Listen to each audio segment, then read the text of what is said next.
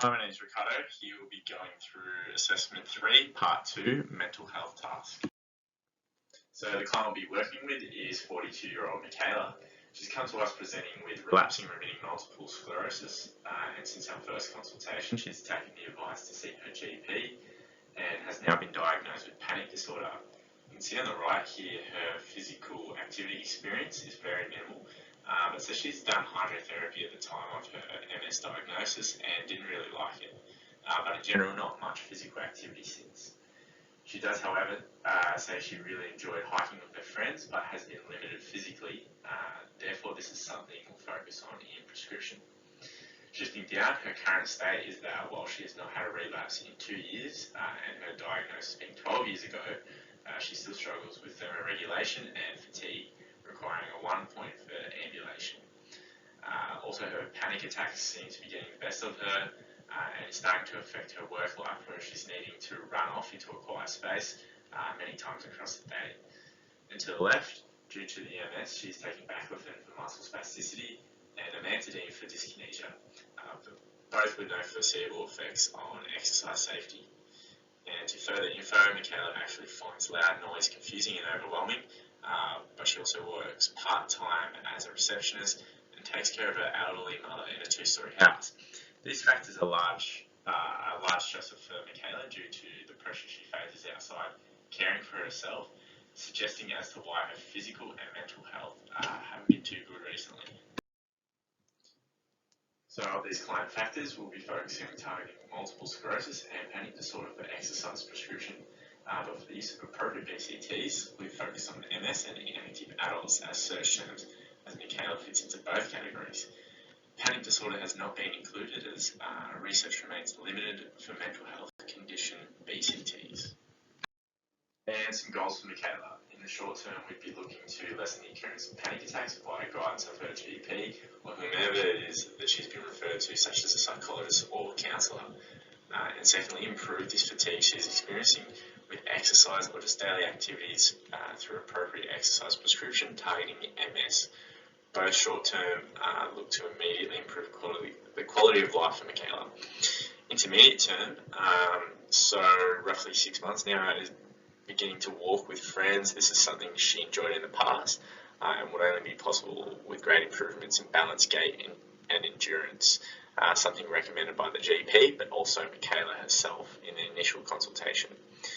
We would do this with a selection of appropriate outcome measures, and on top of this, great improvements in panic attacks also. Long term is to get back to hiking with friends. Now, this is something, as Michaela mentioned in the initial consultation, as a goal. And at this point, Michaela would be physically ready for it. And we also look to have her physically and also mentally capable for her work, ADLs, the stairs in her 2-story house, and taking care of her mother. But most importantly, to ensure she is safe to do so. Okay, so for some exercise recommendations and considerations based around Michaela's conditions. First off, for the MS, we see greater than 150 minutes per week recommended, of that 2 to 3 days a week being aerobic, and between 10 to 30 minutes a session at a moderate intensity, and so looking to build that up over time.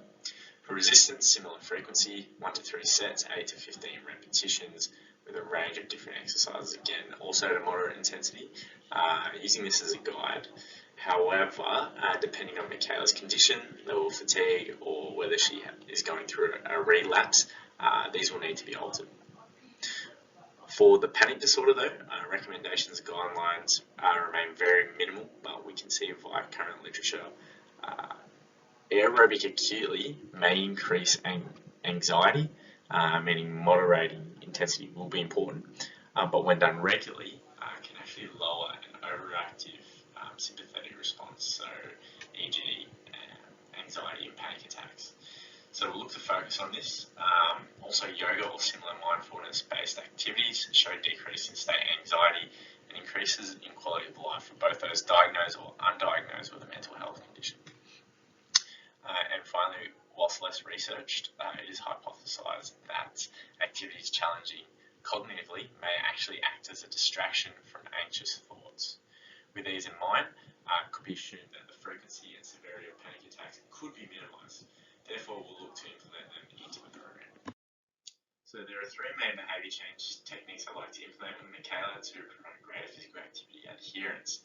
Now, all three have been shown by research to be successful for multiple sclerosis and inactive populations independently, which is not to say that the clients with MS that are also inactive will benefit even greater, but it demonstrates that these work extremely well for both populations, which Michaela just so happens to fit into both.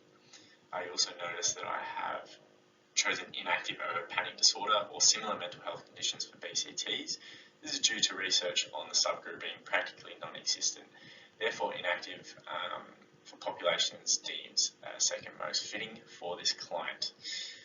And we can see in our first BCT of instructions and demonstrations on how to perform or complete a given exercise, session or behaviour, as this technique alone has showcased some of the greatest outcomes for exercise adherence, short and long term for both populations respectively, and can be done in any given clinic session with Michaela.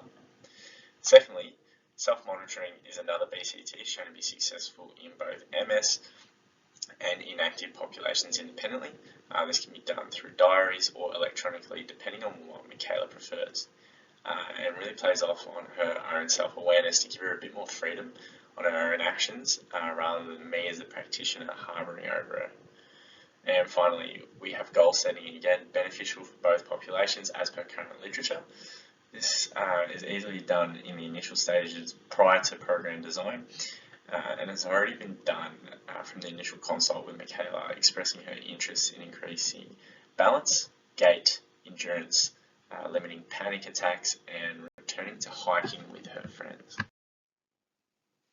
Now, in the case that one or more of the Plan A BCTs are to not be successful, I've implemented a Plan B that can be easily administered, which is to use the two behaviour change techniques of implementing graded tasks and secondly demonstrating the consequences of poor behaviour adherence.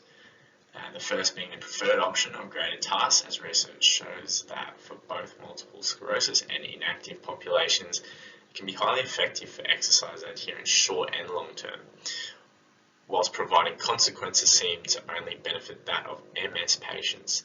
Therefore, due to this and its negative nature, this would only be used as a last resort.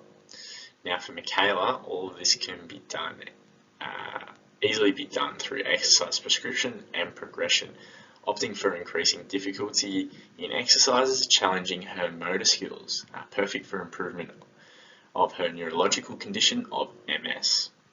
And for the consequences, this can be done after weeks of a program seeing consistently poor exercise adherence, more so in our home program.